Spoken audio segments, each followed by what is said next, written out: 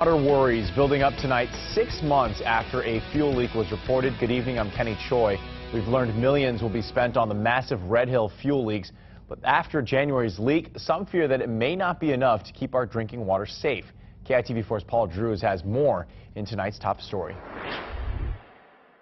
Ever since an estimated 27,000 gallons of jet fuel leaked out of the Red Hill underground storage tanks in January, the Navy's been busy reassuring the public drinking water has not been contaminated. Ensure the public that our water source is safe, number one.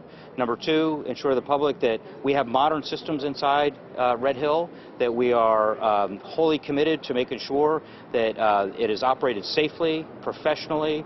17 pinhole defects were found inside one of the recently refurbished tanks as the potential source of the leak. Now the Navy is talking about what will be done to make sure future leaks will be prevented. The Department of Health and the EPA are also on hand to make sure any spilled fuel doesn't reach our drinking water supply. Cleanup of contamination in a fractured rock environment is quite difficult.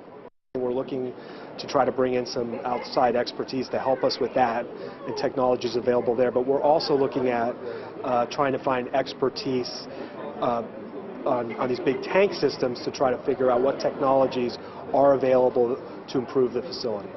Unlike modern fuel tanks built with double layers and additional lining to prevent leaks, the 20 massive tanks in Red Hill were built 70 years ago. Each one is steel, as big as a 20-story building and encased in concrete. There have been leaks before. While the Navy downplays the amount of fuel released, according to records, there were 41 leaks in one 40-year time period. And all but one tank has fuel stains in the basalt rock below the concrete casing. I'm still worried because obviously there's chemicals in the groundwater, so it seems like eventually it's going to get into the water supply. So it's just kind of, I just worry about what's going to happen when that happens and, what can we do about it. Ruth and other concerned residents came out for an informational meeting to learn more about the leak and preventive efforts.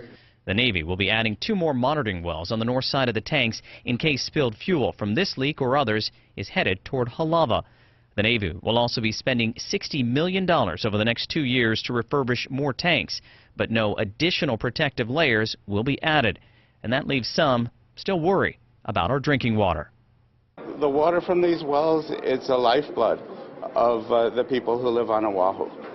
If these wells were to go bad, there would be very few other options.